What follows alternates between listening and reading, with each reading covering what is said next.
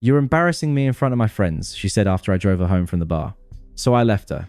A year later, I drove my fiancée to that same bar and she was there working as the waitress. Hey viewers, before we move on to the video, please make sure to subscribe to the channel and hit the like button if you want to see more stories like this.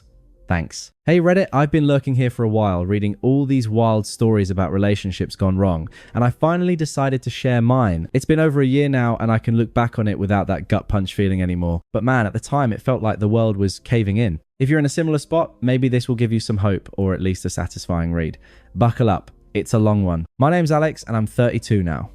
Back then, I was 31 working as a mid-level project coordinator at a logistics firm in our mid-sized town. It wasn't glamorous, but it paid the bills and I was good at it. Organizing shipments, keeping everything running smooth. I've always been the reliable type. Grew up in a family where you showed up, did the work and took care of your people. That's how I approached my relationship with Jenna. We met about 4 years ago at a mutual friend's barbecue. She was 26, then full of energy, the kind of person who lights up a room. Jenna worked in marketing for a small agency, handling social media campaigns and events. She loved going out bars, parties, concerts. Me, I'm more of a homebody after a long day, but I made the effort for her. Early on, it was great. She'd drag me to these lively spots and I'd enjoy seeing her happy. I'd be the designated driver making sure she got home safe. It felt good, you know, being that rock for someone. Flashback to one of our better nights, maybe 6 months in. We'd gone to this local bar downtown, the one with the neon signs and live music on weekends. Jenna had a few drinks, danced with her friends, and I stuck to soda chatting with whoever was around. At the end of the night, she leaned on me as we walked to the car, giggling about some inside joke from the group. "You're the best, Alex," she said, kissing my cheek. "I don't know what I'd do without you." Moments like that made the late nights worth it. I drive us home, tuck her in and crash, knowing I had work in the morning. But over time, things shifted. Jenna's job got more demanding, or at least that's what she said. She started going out more without me claiming networking events or girls' nights. I didn't mind at first. Everyone needs space. But I noticed the changes. She'd come home later, sometimes smelling like smoke and cologne that wasn't mine.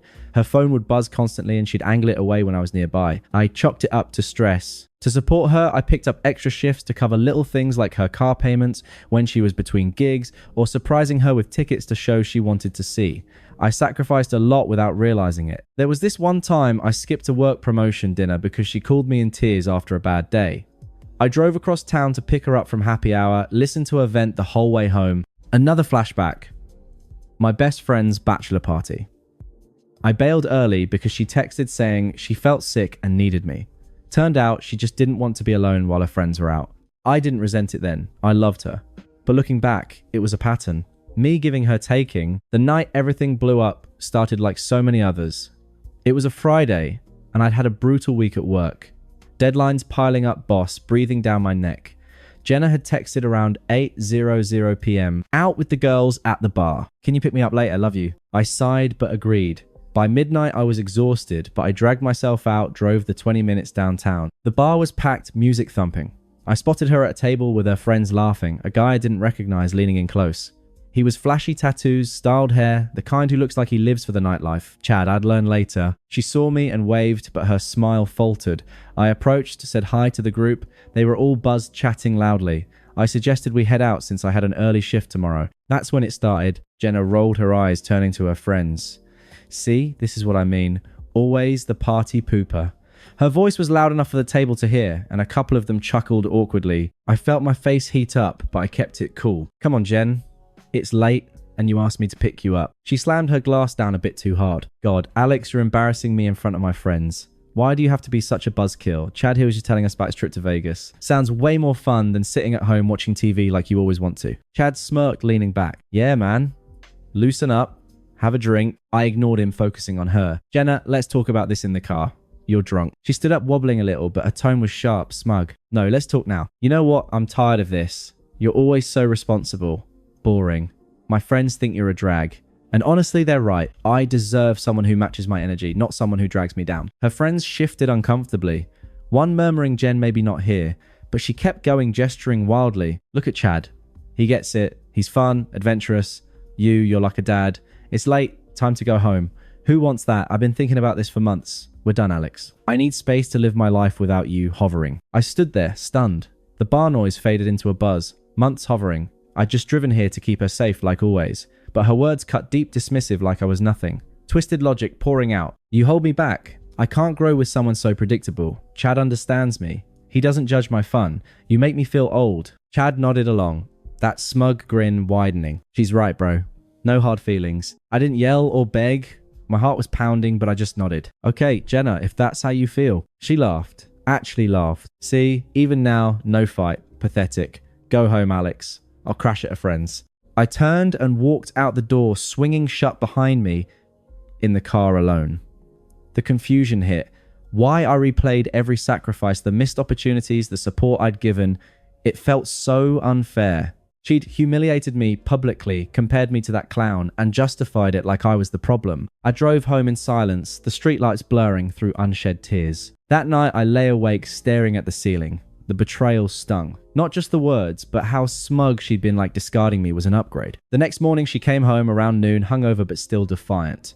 She walked in like nothing happened, grabbing her stuff from the closet. So that's it. I asked, keeping my voice steady. I was sitting at the kitchen table, coffee gone cold. She didn't even look at me. Yeah, Alex, it's over. I've been seeing Chad for a couple weeks. He's exciting, takes me places, makes me laugh. You're safe, but safe is boring. I need passion, not routine. Weeks. The word hung there. Emotional abandonment had turned physical, and she admitted it casually. She shrugged, packing a bag. It started as flirting, but he gets me. You always complained about my nights out, but that's who I am. You tried to change me. I never complained. I supported you. My tone stayed calm, but inside the unfairness boiled. All those drives, the money, the time, and this was her logic twisting it to make me the villain. Whatever. You embarrassed me last night. My friends saw how lame you are. I can't be with someone like that. She zipped the bag, smirking. You'll find some boring girl who likes staying in. I deserve better. I didn't argue. Take what you need. I'll handle the least stuff later. She paused at the door. A flicker of something, maybe doubt, but it vanished. Don't call me. We're done. And she left. The silence after was deafening. I sat there for hours processing. The confusion swirled. How had it come to this? I'd been loyal, committed, and this was the thanks. Public humiliation, smug, dismissal, betrayal with some bar guy. It felt outrageous, undeserved. I didn't cry or rage. I just felt numb. The unfairness of it all settled in, heavy and quiet. That afternoon, I made a decision. No begging, no confrontation. I wasn't going to chase her. Instead, I started detaching. First, I changed the locks. Practical, not petty. Then I boxed up the rest of her stuff and left it with a mutual friend. I sent one text. Your things are with Sarah. Good luck. Blocked her number after. The next few weeks were rough. I'd wake up reaching for her side of the bed. Only to remember work became my anchor. I threw myself into projects, earning a small promotion for handling a big client merger. But evenings were the worst. The silence in the apartment echoed with memories. I'd sit on the couch replaying that bar scene. The smug way she'd said embarrassing. Why hadn't I seen the signs, the late nights, the distance? It felt like I'd been a backup mistreated without cause. To cope, I started small changes. Joined a gym, not for revenge body vibes, but because I needed routine. The weights, the runs, cleared my head. I lost a few pounds, gained some muscle, but more importantly, confidence. Internal voice shifting from, what did I do wrong, to, this isn't on me. Flashback to another sacrifice. Last year, Jenna wanted to go to a music festival out of town. I used my vacation, days drove us there, set up the tent. She partied hard. I made sure she hydrated, got back safe. She'd thanked me then, but now it felt like exploitation. Sitting with that unfairness hurt, but it fueled me. I wasn't going to let her define me. About a month in, I reconnected with old hobbies. Picked up hiking solo trips to nearby trails. The fresh air helped process the confusion. One day on a ridge overlooking the town, it hit me. I'd been loyal to a fault, but that didn't make me boring. It made me solid. She'd thrown it away for excitement. Her loss? Socially, things shifted too. Mutual friends reached out, some awkward, others supportive. One Mike told me over coffee, dude, we saw it coming. She was always flirting at those bars. You deserve better. Hearing that validated the betrayal, but I didn't badmouth her. Just nodded, moved on. I even started dating casually after a few months. Nothing serious at first. Apps, coffee meets. It was liberating, realizing there were people who appreciated reliability without mocking it. That's how I met Mia. She was 29, a graphic designer at a firm downtown. We connected at a work networking event I'd forced myself to attend. She was kind, funny, grounded, no drama. Our first date was simple. Dinner walk in the park. She listened when I shared a bit about my past. Didn't judge. As things with Mia grew, my life rebuilt. We'd cook together, hike plan, low-key trips. I got another promotion team lead, now better pay. Moved to a nicer apartment on the outskirts with a view. The emotional arc felt real, from vulnerable nights, questioning everything, to calm clarity. Jenna, she faded. I heard snippets through the grapevine, her and Chad going strong, partying hard. Part of me wondered if karma would catch up, but I didn't dwell. I was building something better. 6 months post-breakup, the confusion had mostly lifted. I'd sit with the silence, but now it felt peaceful, not unfair. My internal voice. You walked away with dignity. That's power. Mia and I became official. She moved in slowly. Life felt full again. Work thriving, relationship healthy, self stronger. But then the unraveling started filtering in. Not dramatically, but steadily. It wasn't like I was stalking her or anything. I'd cut all direct ties, but in a town this size, word gets around. Mutual friends, the ones who stuck by me, started dropping hints. At first, it was casual. Mike mentioned over beers one night that Jenna and Chad were inseparable, hitting every bar in town, posting pics online like they were some power couple. I nodded, changed the subject, didn't care to dive in, but a couple months later, the cracks showed. Sarah, another mutual friend who'd held on to Jenna's stuff for me, called out of the blue. Hey Alex, just a heads up, things aren't great with her. Apparently Chad's fun lifestyle was more chaotic than advertised. He was a promoter at that downtown bar, the one where it all went down, but his parties involved heavy drinking, late nights that bled into days. Jenna had quit her marketing job saying she wanted to freelance and help him with events, but really it was an excuse to tag along. Then the real karma kicked in slow and steady, like a tire deflating. Chad got popped for a DUI after one of their wild nights, crashed his car into a curb, no one hurt, but it tanked his gig at the bar. No more promoting. He was out on his ass. Without the income, things unraveled fast. Friends whispered that he turned mean when sober, yelling at Jenna over nothing, controlling who she talked to. Abusive streaks emerging, the kind that starts verbal and escalates. Jenna tried to stick it out, posting defiant selfies online, but the facade cracked. She got discarded just like she discarded me. Chad cheated multiple times with bar regulars, and when she confronted him, he laughed it off. Said she was too clingy now. Dumped her via text from what I heard. Left her with nothing but a pile of shared bar tabs and a damaged reputation. Her old marketing agency wouldn't take her back. Word spread about her unreliability, flaking on clients to party. Friends drifted some because they'd seen how she treated me, others tired of her drama. She ended up isolated, crashing on couches, scraping by. The final blow she took, a waitressing job at that same bar, the one with the neon signs where she'd humiliated me, serving drinks to the crowd. She used to rule, broke alone, her exciting life reduced to tips and hangovers. I learned this piecemeal. A friend's update here, a accidental social media glimpse there before I blocked the last stragglers. It felt ironic. Earned. Not gleeful on my part, just a quiet nod to the universe balancing things. I didn't gloat. By then, my life was too full. Mia and I were planning a weekend getaway. Work was steady, and the gym had become a habit. The betrayal sting faded to a scar. Karma had hit her hard, but I was already miles ahead. Around 8 months after the breakup, the first attempt came. I'd just gotten home from a hike with Mia when my phone buzzed. An unknown number.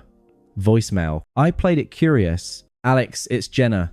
Hey, I know it's been a while. I've been thinking about us, Chad and I. It didn't work out. He was a jerk. I miss how things were with you. Can we talk? Call me back. Her voice was soft, almost sweet like the early days. I deleted it. Didn't respond, but it stirred something. Not longing, just a reminder of the past. The next day, text from another number. Please, Alex. I made a mistake. You were always so good to me. Let's grab coffee. I blocked that too, but she escalated. A week later, her sister called. Lisa, the toxic one who'd always enabled her. Alex, you need to talk to Jenna. She's going through a rough time. Chad treated her like crap, and she realizes now what she had with you. Don't be a dick about it. I kept it brief. Not interested, Lisa. Tell her to move on. Hung up. Her family was unpleasant as ever. Guilting, demanding, like I owed them. Jenna didn't stop. Emails next. I see you're doing well. That's great. I'm sorry for how I ended things. I was drunk, stupid. You didn't deserve that. Can I come by? I just need closure. Closure. Her hypocrisy shone through. Now she wanted the responsible guy back after her fun imploded. I ignored it, but the attempts grew desperate. Showing up at my old apartment. Thank God I'd moved. A neighbor texted me. Some girl was here looking for you. Seemed upset. Then the anger bubbled up. After a month of radio silence from me, a barrage of texts from yet another number. How can you ignore me like this? After everything, you're being so cold. I thought you were better than that. Chad was abusive, Alex. He hit me once and you don't even care. Twisted, right? Blaming me for her consequences? Her friends piled on. One messaged, dude, give her a chance. She's changed, but they were as toxic. Echoing her excuses. The peak. She cornered a mutual friend at a party, begged them to intervene. Tell Alex I'll do anything. I was wrong about him being boring. He was stable. I need that now. Desperate pleading her, true colors flashing between regret and rage. I stayed detached. No emotional outbursts. Just blocked, ignored, focused on my life. Mia knew the basics, supported me. The attempts highlighted how far I'd come. She was unraveling. I was solid. A year to the day after that fateful night, Mia and I decided on a low-key date. Drinks at that downtown bar. It was her idea. She'd heard good things about their live music. I hesitated but agreed. Why let the past dictate? We drove there, parked, walked in hand in hand. The place was buzzing. Same neon glow. We grabbed a table, ordered apps. Mia was chatting about her day when our waitress approached. Yenna. Her face pulled tray, shaking slightly. She was in the uniform. Apron name tag, hair tied back, looking tired, diminished. Alex, her voice cracked. What hi? What can I get you? Mia glanced up, sensing the tension, but stayed composed. 2 IPAs and the nachos, I said evenly. No edge. Jenna scribbled, then lingered. Can we talk later? I've been trying to reach you, Chad. He's gone. It was awful. I realize now you were the best thing. I was smug stupid. Please give me another shot. Her eyes darted to Mia, then back. Desperation clear. Hypocrisy on display. Begging in her workplace. Emit hergesekam. Jenna, that's in the past. I've built a new life. One where you don't factor in. This is Mia, my fiancée. We're happy. Mia smiled, politely squeezed my hand. Jenna's face twisted. Shock, then anger flickering. Fiancé already. You moved on that fast after I poured my heart out in those messages. You poured excuses, I replied firmly. No sympathy. You humiliated me here. Chose someone else. Now I've grown. You're irrelevant to my happiness. She huffed. You think you're better now with her? I bet she's as boring as you. Mia chuckled softly. Actually, we're plenty exciting hiking, traveling. But go on, serve the next table. Jenna stormed off, but returned with drinks, slamming them down. You'll regret this. I was your upgrade. I reflected her words back coolly. No, Jenna. You called me embarrassing. Said you deserve better. Turns out I did. She muttered something toxic. Walked away defeated. We enjoyed our night. Music, laughs. Driving home with Mia. I felt free. She's a footnote now. I'm thriving. Thanks for watching. Make sure to subscribe to the channel and hit the like button. What do you think about this story?